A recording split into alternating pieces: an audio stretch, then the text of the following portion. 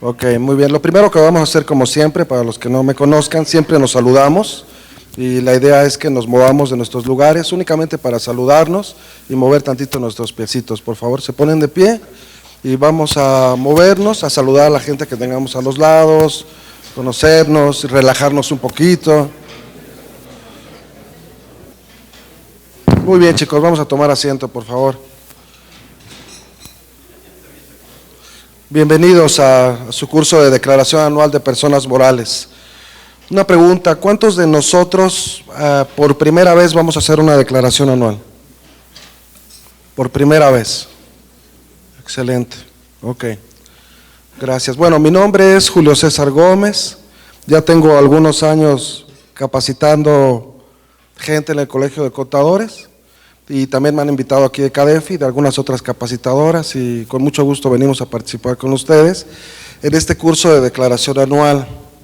Fíjense que el éxito de una buena declaración anual muchas veces no depende tanto de los conocimientos que tengamos. Obviamente es un respaldo muy importante. Sin embargo, lo que es muy recomendable es tener buenos papeles de trabajo. El problema de una declaración anual siempre es que hacemos tantas cosas aisladas o tenemos tantos papeles de trabajo sueltos que al momento que queremos hacer ya la conjunción de la declaración anual es donde nos encontramos con muchísimas problemáticas, porque vamos tomando los datos como si fuera una especie como de rompecabezas y la declaración anual no tiene por qué ser así. Para tales efectos hemos traído y observen su material, vamos a verlo muy rápido, debe de tener un índice.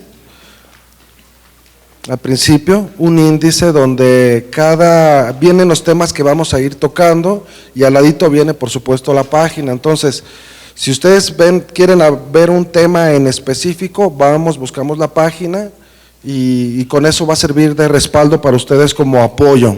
Después de ese índice viene todas las láminas en PowerPoint. Y si avanzamos un poquitito más, vamos a encontrar un caso práctico, más bien una estructura o un esqueleto de un caso práctico donde hay 3 columnas, datos contables, el dato fiscal y el dato para efectos de la PTU. Está totalmente vacío, creo yo. Véanlo, por favor, para que todos lo tengan. Si hay alguien que no lo tiene, no los dice. Y aparte de eso, viene otra impresión de una conciliación contable fiscal totalmente en blanco. Eso es el templete o el formato sugerido para ustedes para que lo utilicen en la elaboración de la declaración anual. Ahorita lo vamos a platicar acerca de ese templete. Y más adelante también lo que van a tener son 3 páginas donde vienen deducciones de inversiones. Uno, deducción de activos fijos, otro que dice enajenación de activos fijos y otro es algo de terreno, si no mal recuerdo. Entonces, ya que vimos la estructura total del material, van a decir, bueno, ¿y dónde viene la resolución del caso práctico que vamos a resolver aquí nosotros? Eso viene en su disco, en su CD. No se imprimió, ¿por qué? Porque ya cuando empezamos, la intención de este curso es que practiquemos y que de veras nos pongamos unos momentos a sufrir en qué es acumulable, qué sí puede ser deducible, qué no, y hacerlos pensar. Ya nos ha pasado en otros cursos que como ya está todo resuelto, el participante descansa en eso y dice, bueno, pues ya lo tengo, ya después lo veré con calma. No, y la intención es que aquí lo hagamos, lo vayamos tratando de resolver y ya cuando lleguen a sus oficinas lo van a tener en su CD, ¿les parece? El templete sugerido también viene en su CD y ahorita vamos a platicar de él. ¿Hasta ahí vamos bien? ¿Alguien tiene alguna duda sobre la estructura del material? La intención es que este material sea un material realmente de consulta para ustedes. Vamos a avanzar, chicos. Ok. Lo primero, ¿quiénes tienen obligación de presentar la declaración anual de las personas morales? ¿Alguien que quiera participar?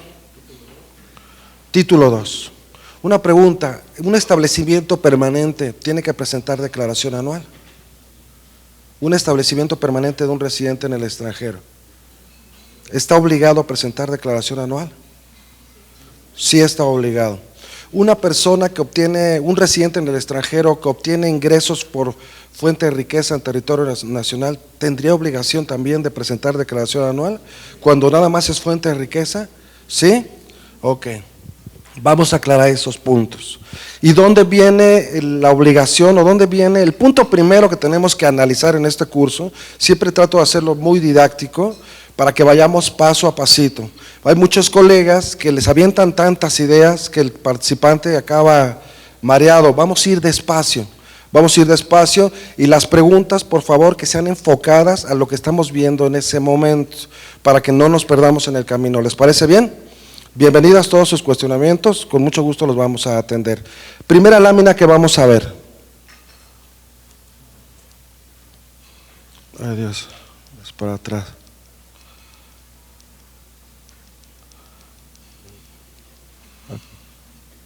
Sujetos de la ley del impuesto sobre la renta. ¿Todos recuerdan este artículo 1? Artículo 1 de la ley del impuesto sobre la renta tiene 3 fracciones. Muy rápido las vamos a ver. Observen la fracción primera y habla de los residentes en México respecto de todos sus ingresos, cualquiera que sea la ubicación o la fuente de riqueza de donde provengan. Entonces, una persona moral está sujeto al pago del impuesto sobre la renta y tributa respecto de ¿qué? De todos sus ingresos, independientemente de dónde se obtengan. Eso debe estar muy claro para las empresas que a lo mejor tienen algún tipo de inversión en otro país y que obtienen ingresos. Esos ingresos deben de tributar en México también y hay un sistema que se llama acreditamiento. ¿Ok? Y para esos efectos también existen los tratados. Entonces, la primera fracción le habla a los residentes en México. Y los residentes en México pueden ser personas físicas o personas morales. En este caso vamos a hablar exclusivamente de personas morales. Ahora, fracción 2, observen la fracción 2, y habla de los residentes en el extranjero que tengan un establecimiento permanente en el país respecto de los ingresos atribuibles a ese establecimiento permanente. Es lo que preguntaba yo hace ratito. Un establecimiento de un extranjero que viene y hace negocios, tiene una fábrica, tiene una agencia, un espacio para trabajar o inclusive, aunque no lo tenga físicamente, a través de un agente independiente se puede crear un establecimiento permanente. En esa situación la línea es muy delgada. ¿Por qué? Porque muchos piensan que el simple hecho de que el residente en el extranjero, al no tener un lugar fijo en nuestro territorio, no hay establecimiento permanente, y eso no es verdad. Una persona física que viene, muestra la mercancía, inclusive firma contratos, cierra totalmente el trato, en fin, o se hace responsable en la entrega de la mercancía, está creando un establecimiento permanente. Aún y cuando no tiene un espacio o un lugar fijo de negocios, tal y como lo señala la ley del impuesto sobre la renta. Eso se llama establecimiento permanente y esas personas sí tienen obligación de presentar la declaración anual, aún y cuando no tengan un establecimiento permanente. Muchas veces nos vamos con la idea de que establecimiento permanente es un lugar fijo que no se puede cargar o llevarse a ningún lado. Eso no es cierto. A los ojos de la ley del impuesto sobre la renta, el establecimiento permanente siempre es el hecho generador del ingreso en nuestro país de un residente en el extranjero. Hay muchas empresas españolas, mexicanas, de gringas, canadienses, que vienen a nuestro espacio, a territorio nacional y tienen una oficina pequeña. Únicamente a veces muestran la mercancía. Cuando la muestran, ahí no hay establecimiento permanente. Pero cuando la muestran y aparte hacen entregas, cierran contratos, en fin, ahí sí ya hay un establecimiento permanente. ¿A dónde queremos llegar? En que ese tipo de residentes en el extranjero están obligados a presentar declaración anual. Ahora, fracción tercera, observen, y habla también de residentes en el extranjero respecto a los ingresos procedentes de fuente de riqueza situados en territorio nacional cuando no tengan un establecimiento permanente o cuando teniéndolo, dichos ingresos no sean atribuibles a este. ¿Qué significa esto? Nosotros como empresas mexicanas podemos hacerle un pago a un residente en el extranjero y esta persona en ningún momento, inclusive no tiene ningún representante en nuestro país. Esto se utiliza mucho en servicios de TI, todo lo que tiene que ver con tecnología, o puede ser un pago de una regalía o el pago de un interés. Al momento que nosotros pagamos, la persona que está en el extranjero es el beneficiario en efectivo. y no tiene un establecimiento permanente en el país. Esa fuente de riqueza, o sea, el simple hecho de recibir ese ingreso para el extranjero no implica que tenga que presentar una declaración anual. ¿Por qué? Porque nosotros en su caso tendríamos que hacer una retención, en su caso, insisto, de conformidad a los tratados o en conformidad a la ley doméstica. Ellos no tienen obligación. Entonces, resumen de la lámina: ¿quiénes sí tienen obligación de la declaración anual? Residentes en México, personas morales, título 2, totalmente normales. Si soy un residente en el extranjero y tengo un establecimiento permanente y tengo inquietudes de si debo presentar declaración anual, sí tengo que presentar declaración anual. Tan es así que cuando se dan de alta ese tipo de establecimientos permanentes, aparece el nombre de la empresa y entre paréntesis dice establecimiento permanente. Entonces ellos sí tienen obligación. ¿Alguna duda hasta aquí? ¿Vamos bien? Seguimos avanzando desde el origen. Ahora, la declaración anual, en fondo, ¿qué es lo que tenemos que hacer? Una conciliación contable fiscal. Ahora bien, esta conciliación contable fiscal, por practicidad, se hace a través de una fórmula que ahorita vamos a ver. Sin embargo, la propia ley no te dice resta, suma, no te lo dice. Se acostumbra a hacer así porque trabajamos bajo una contabilidad de modo devengado, donde hay cosas que hemos cobrado, no hemos cobrado, o cosas que tenemos pendientes de pagar, que se llaman pasivos. En fin, todo eso está alojado en la contabilidad, ¿estamos de acuerdo?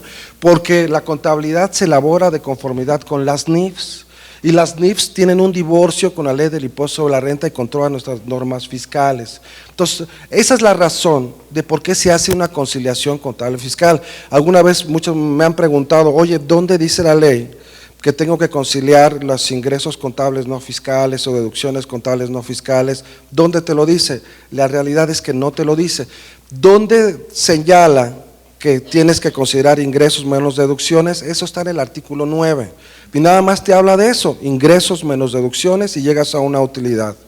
La situación en una declaración anual es cómo carambas llegamos a esa utilidad fiscal. Esa es la complejidad que tenemos en una empresa, esa es la realidad, porque vemos la contabilidad, vemos una balanza de comprobación impresionante y dices, bueno, ahora ¿cómo le hago para conciliar? Ahí es donde el contador es donde empieza con el sufrimiento y a mirar para el techo de qué debo de conciliar y qué no debo de conciliar. Ahora, ¿cuáles son las dos formas recomendables que se pueden hacer? Una es a través de 2 columnas o 3 columnas, que son los datos contables, datos fiscales y para renta y los datos para PTU, tanto de ingresos como deducciones. Digamos que ese es el sistema que en su oportunidad en la escuela aprendimos, ¿sí o no? Lo vimos y cuando veíamos la conciliación no nos gustaba. Vi que muchos movieron la cabeza como se acordaron de aquellos tiempos. Y cuando estamos en la escuela, conciliar nos cuesta muchísimo trabajo, pero estamos muy familiarizados con el tema de ingresos y deducciones, ¿sí o no? Eso lo conocemos bien, es más lógico para nosotros. Pero ahora la conciliación precisamente no nos pide que lo hagamos así, sino a través de conciliar. Entonces, no hay una norma fiscal que te diga que tienes que hacer una conciliación contable fiscal, pero la propia declaración, y en su caso un dictamen fiscal, te dice cómo debes de ir conciliando o cuáles son los conceptos que hay que conciliar.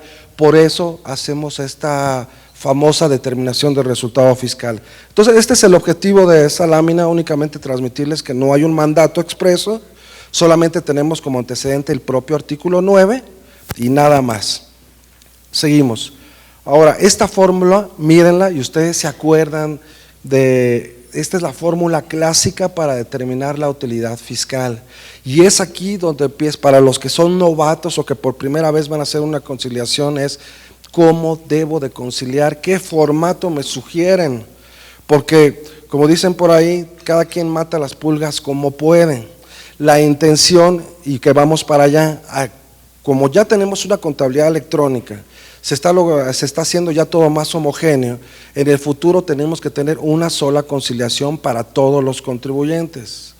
La conciliación que le estamos poniendo hoy de manera electrónica es una sugerencia que hemos hecho en el Colegio de Contadores. Entre varios colegas hemos logrado este archivo y lo hemos ido depurando, viene inclusive hasta protegido, al rato les doy la clave de la protección. Entonces, miren la fórmula para todos los que ya seguramente están familiarizados con esta parte. ¿Y de dónde partimos? De la utilidad contable. Y la lógica para conciliar, ¿cuál es? Y que a veces no nos detenemos a hacer esa reflexión. En la conciliación siempre tenemos que hacer la situación contraria a como lo tenemos en la contabilidad. ¿A qué me refiero? Partimos de la utilidad contable, ahí está todo. Dice, menos ingresos contables no fiscales. ¿Por qué menos? Estamos de acuerdo que en una contabilidad devengada los ingresos suman. Si queremos eliminar algo de la panza de la utilidad, lo que tenemos que hacer es lo contrario. Entonces tenemos que restar. Entonces la lógica es siempre hacer lo contrario. Siguiente, ingresos fiscales no contables. Yo les pregunto, ¿los ingresos fiscales están dentro de la contabilidad? No están nunca dentro de la contabilidad. Díganme un concepto que es un ingreso fiscal no contable.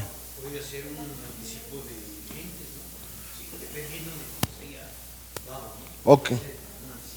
Muy bien, contador. ¿Por qué? Porque la técnica contable te obliga que sí lo tienes registrado en tu contabilidad con un cargo a bancos y con abono a un pasivo. Sin embargo, estamos de acuerdo que en este orden de ideas en ningún momento está en el estado de resultados. ¿Y eso a qué nos lleva? A que tengamos que conciliarlo como un ingreso fiscal. Pregunta, ¿el ajuste anual por inflación lo tenemos en la contabilidad?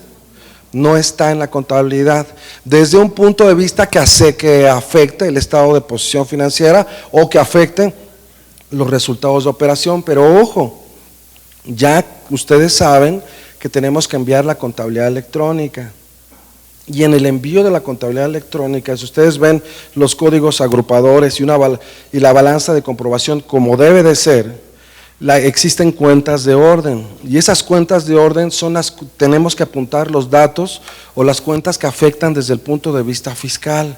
El caso del ajuste anual por inflación, la depreciación fiscal, por ejemplo, también. Todo ese tipo de conceptos sí van a estar en la contabilidad, deben de estar, no afectan a los resultados de operación, sin embargo deben de estar ahí. ¿Por qué? Porque la autoridad ya va a poder cruzar lo que dice tu contabilidad y lo que tú estás incorporando como ingreso fiscal no contable, en su caso. ¿A dónde quiero llegar con esto? Que tengamos mucho cuidado con el envío de la contabilidad electrónica, porque esos datos ya para 2016 la autoridad los va a conocer con plenitud. Hasta 2015 nosotros lo tenemos en nuestra contabilidad muy nuestra, porque acuérdense que está la situación de que en 2015 muchos no han enviado la contabilidad. ¿Por qué? Porque están protegidos bajo el amparo y bla. Ese es otro tema. Hasta aquí vamos bien. ¿Se fijan cómo el asiento con lo que tenemos que sumar aquí es porque sencillamente no está en la contabilidad? Vamos al siguiente concepto. Deducciones contables no fiscales. Díganme una deducción contable no fiscal. Deducción contable no fiscal, chicos.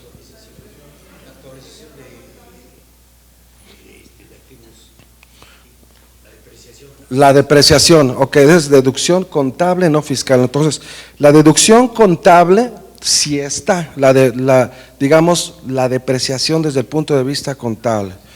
Y eso sí te resta en la contabilidad, ¿estamos de acuerdo? Y con eso llegamos a una utilidad. ¿Qué tendríamos que hacer para botar su efecto?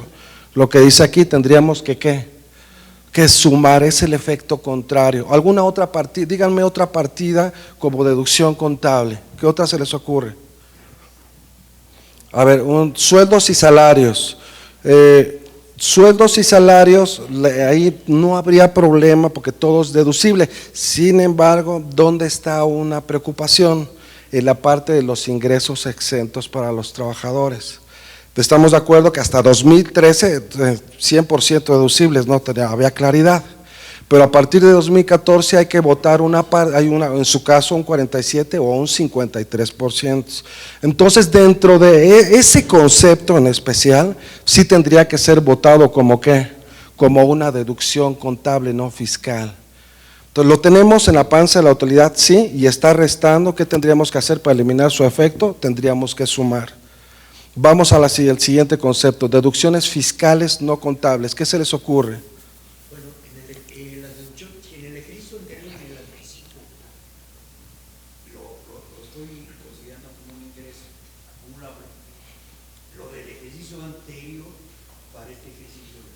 Hay que votar el efecto, porque ya en su momento se acumuló.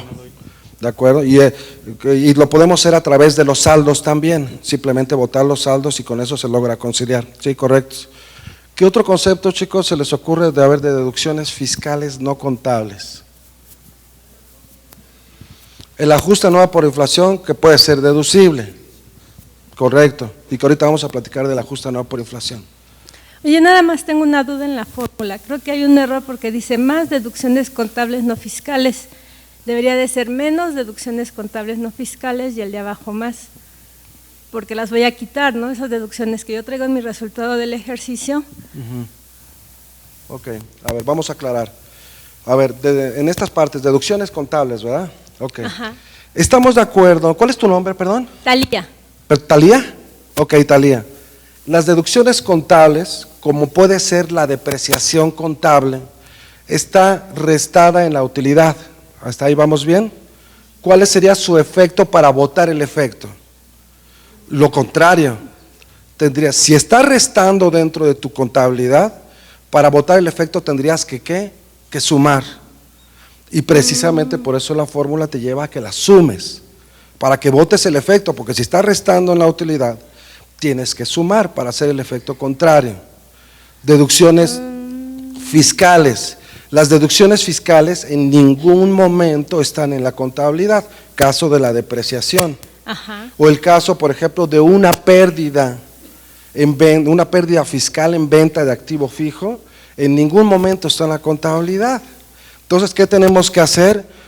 Provocar el efecto deducible, poniendo ese dato, y porque no está en la contabilidad. Ok, ya vi la lógica que estás tomando, sí, porque yo la tomo al revés, digo, bueno, ya la tengo en mi resultado fiscal, esa deducción, ahora se la voy a quitar para sumarle la otra, o sea, así yo lo veo es, del otro, estoy viendo así del es. otro lado. Ajá.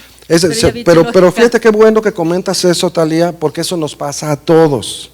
Pareciera esto muy sencillo, y muchos dicen esto yo ya lo he visto en varios cursos y ya me la sé. El problema está en el momento que nos sentamos a hacerlo, ver exactamente qué debe de conciliarse y cuándo se provoca el efecto, porque dices, bueno, lo traigo. Siempre la lógica es, lo tengo en la contabilidad, quiero votar su efecto, hago lo contrario. Y de esa forma siempre vamos a conciliar bien, siempre vamos a hacerlo bien.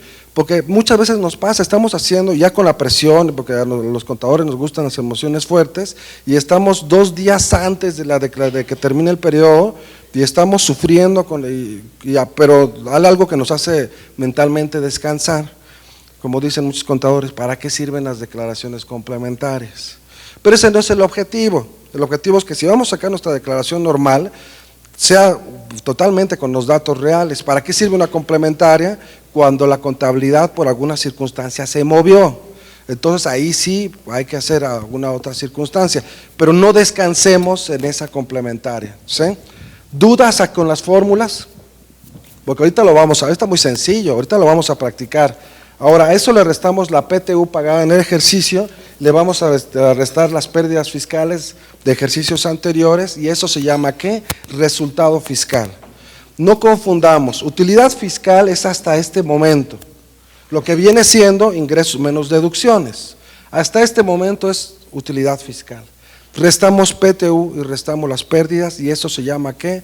Resultado fiscal. Ahora, algo importante, para la determinación de la base de la PTU, ustedes recordarán que hasta 2013 habría una discrepancia entre la determinación de la PTU y la determinación del impuesto sobre la renta. Se ha logrado homogeneizar y eso es positivo, porque había cierta ilógica en que por qué teníamos una base gravable para renta y otra base gravable para efectos de la PTU. Entonces había una situación de inconstitucionalidad. ¿Por qué? Porque el propio 123 constitucional te hablaba de que la renta gravable, y la única que conocíamos es la base del impuesto sobre la renta. Después, de forma indiscriminativa y de forma intransigente, nos pusieron un artículo especial para el PTU, totalmente injusto. Ahora se ha logrado homogeneizar, cual tiene algunas diferencias. Básicamente, ¿cuáles son? Para determinar la PTU no podemos restar las pérdidas fiscales. Otra cosa, los ingresos exentos que en su porción son no deducibles para el impuesto sobre la renta, en un 47 o en un 53%, para efectos de la PTU son 100% deducibles. Entonces ahí, si se fijan, hay una situación de práctica al momento que estamos conciliando de, oye, para PTU, ¿qué debo de hacer con los ingresos exentos que fueron no deducibles para el impuesto sobre la renta? No te angusties, son totalmente deducibles. Para la PTU no hay que conciliar nada. El archivo que les estamos preparando ya viene con esa instrucción para que considere del gasto totalmente deducible y no lo someta al 53 o al 43%. El 57 es 53 y 47. ¿Hasta aquí vamos bien? ¿Dudas con la fórmula, diferencia entre PTU y el impuesto sobre la renta? Hasta aquí vamos totalmente claros. Ahora, esto es lo que platicábamos. El único ordenamiento antecedente que existe para la determinación de la base es el 9, no hay otro. ¿Y qué te dice? Considera la totalidad de los ingresos acumulables, resta deducciones y esto se llama utilidad fiscal. Aquí es donde está la problemática en este rubro, porque en una contabilidad real, para tener los ingresos acumulables en una sola columna es muy complicado. Sí se puede hacer, es por eso que acudimos al procedimiento de conciliación. Para llegar al punto anterior en relación a la PTU. Sí. Tenemos dos PTUs para determinar el ejercicio. Una que pagas en mayo y que le vas restando a cada uno de los meses hasta llegar a diciembre, de acuerdo al número de pago que corresponda. Esa es una.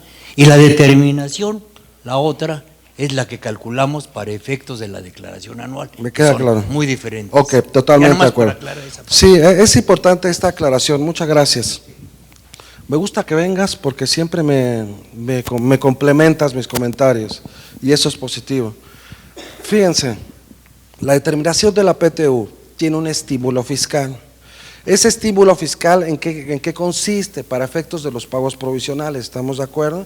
Puedes considerar como una disminución en la determinación de tus pagos provisionales, la PTU que efectivamente hayas pagado en el ejercicio. Y ese monto que tú hayas pagado, lo tienes que dividir entre el número de meses del ejercicio y meter la porción a donde corresponda, porque ayuda para la determinación del pago provisional. Ese es un estímulo fiscal por la PTU pagada del ejercicio inmediato anterior. Ahora, para efectos de la declaración anual, en este punto, donde habla de la PTU pagada, menos PTU pagada en el ejercicio. La realidad es que de dónde proviene, porque estamos en 2015. La PTU que tú pagas en 2015 es la PTU que generaste ¿cuándo? De 2014, la pago en 2015 y ese monto es el que yo puedo determinar en la declaración anual. ¿Sí estamos claros ahí? Ok, seguimos. Nos quedamos en esta parte, ingresos menos deducciones, eso se llama utilidad fiscal, restamos PTU pagada, restamos pérdidas fiscales anteriores y esto se llama resultado fiscal. Al resultado fiscal es a que le aplicamos la tasa del 30%, eso se llama impuesto sobre la renta causado y restamos pagos provisionales y restamos acreditamientos. Es decir, si tenemos un saldo a favor del ejercicio inmediato anterior, ¿qué le podríamos hacer? Lo podemos acreditar. Ojo con esta parte. Una cosa es el acreditamiento y otra cosa es la compensación. La compensación es un medio de pago a través del código del 23, si no mal recuerdo. Esta compensación la podemos hacer en pagos provisionales cuando tenemos un saldo a favor y vamos compensando, hay que presentar un aviso, que ahora ya todo eso es electrónico, tienes derecho a una actualización, en fin, eso se llama compensación y es una forma de pagar. El acreditamiento no es más que una resta aritmética que te da precisamente el artículo 9 de un saldo a favor que tú hayas generado y que esté libre, que tú puedas utilizar. Ese es el momento, ¿para qué? Para acreditarlo. Y aquí es donde lo incorporamos y eso se llama impuesto sobre la renta por pagar. Entonces observen los conceptos: utilidad fiscal, hasta ahí ya vamos claros; resultado fiscal, impuesto sobre la renta causado, este es el impuesto sobre la renta causado, restamos y ese es el ICR por pagar. Observen los conceptos porque son diferentes y suelen confundirnos. Cuando te preguntan, oye, ¿cuánto es el impuesto sobre la renta causado? Siempre por situación mental comentamos el impuesto sobre la renta que pagamos, y eso no es verdad. El causado simplemente es por la aplicación del 30%. Y se acabó. El por pagar es el que ya surge como consecuencia de disminuir los pagos provisionales y los acreditamientos en su caso.